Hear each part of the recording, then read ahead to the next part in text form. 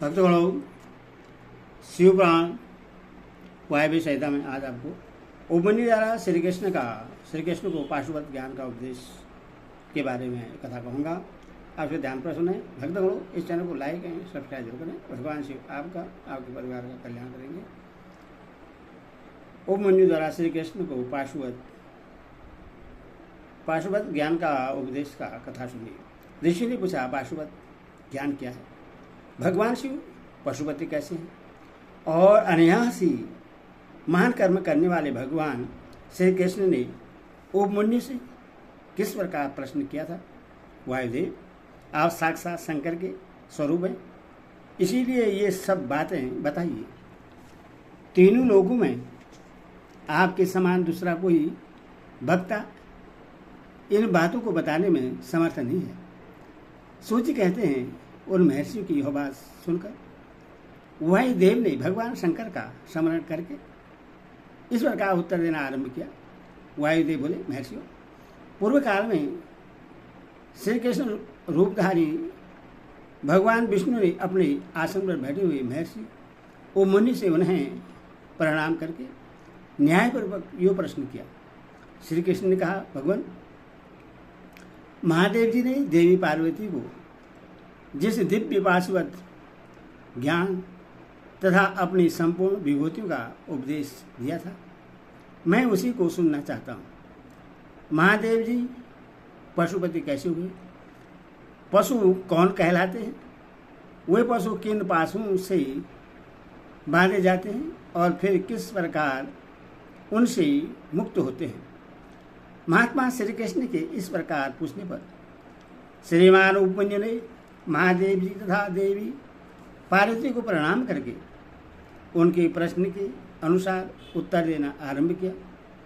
उपमन्यु बोले, देवकीनंदन, ब्रह्मा जी से लेकर स्थावर पर्यंत जो भी संसार के बस वर्ती चराचर प्राणी हैं, वे सब के सब भगवान शिव के ही पशु कहलाते हैं और उनके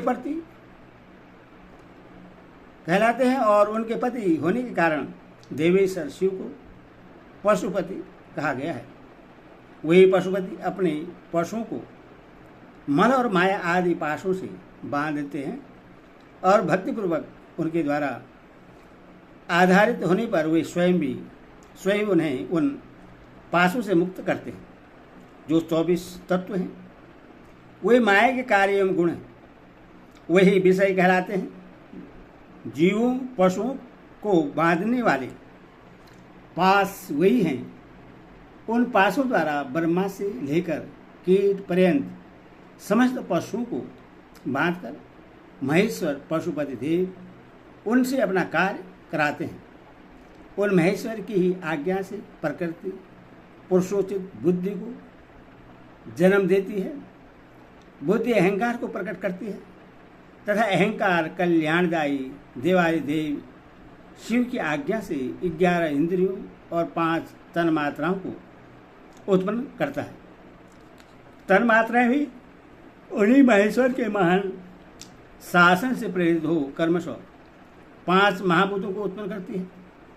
वही सब महाभूत शिव की आज्ञा से ब्रह्मा से लेकर तृण पर्यंत देहधारियों के लिए देह की दृष्टि करते हैं। बुद्धि कर्तव्य का निश्चय करती है और अहंकार अभिमान करता है। चित्त चेतना है और मन संकल्प विकल्प करता है। श्रवण आदि ज्ञानेंद्रियां पृथक पृथक शब्द आदि विषयों को ग्रहण करती है।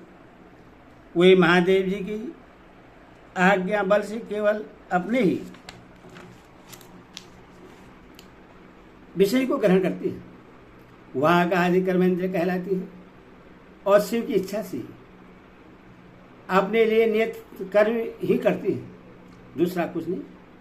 शब्द आदि जाने जाते हैं और बोलना आदि कर्म किए जाते हैं।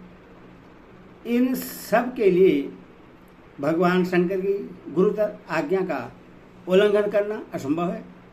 परमेश्वर शिव के शासन से ही आकाश सर्वव्यापी होकर समस्त प्राणियों को अवकाश प्रदान करता है। वायु तत्व प्राण आदि नाम भेदों के द्वारा बाहर भीतर के संपूर्ण जगत को धारण करता है। अग्नि तत्व देवताओं के लिए हव्य और कव्य भोजी पितरों के लिए कव्य पहुंचाता है। साथ ही मनुष्यों के लिए पाक आदि का भी कार्य करता है। जल सबको जीवन देता है और पृथ्वी संपूर्ण जगत को सदा धारण किए रहती है। शिव की आज्ञा संपूर्ण देवताओं के लिए अलंघनीय है। उसी से प्रेरित होकर देवराज इंद्र देवताओं का पालन, दैत्यों का दमन और तीनों लोगों का संरक्षण करते हैं। वरुणदेव सदा जल तत्व के पालन और संरक्षण का कार्य संभालते हैं। साथ ही दंडनीय प्राणी को अपने पार्श्व द्वारा बांध लेते हैं।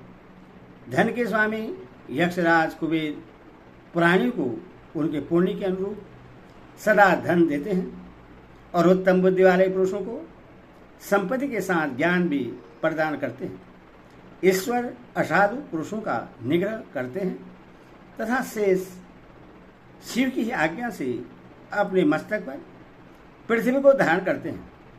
उन शेष को श्री हरि की तामसी रुद्र मूर्ति कहा गया है, जो जगत का प्रलय करने वाली है। ब्रह्मा जी शिव की आज्ञा से संपूर्ण जगत की सृष्टि करते हैं तथा अपनी अन्य मूर्तियों द्वारा पालन और संहार का कार्य भी करते हैं।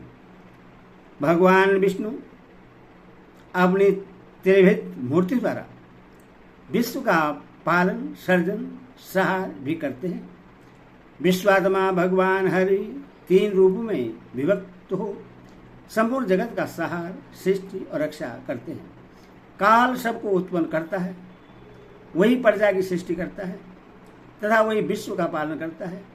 यह सब वह महाकाल की आज्ञा से प्रेरित होकर ही करता है। भगवान सूर्य उन्हीं की आज्ञा से अपने तीन अंशों द्वारा जगत का पालन करते हैं। अपने किरणों द्वारा वृष्टि के लिए आदेश देते और स्वयं ही आकाश में मेघ बनकर बरसते हैं। चंद्रभूषण शिव का शासन मानकर ही चंद्रमा औषधियों का पोषण और प्राणियों को आहित करते हैं। साथ ही देवताओं को अपनी अमृतमयी कलाओं का पान करने देते हैं।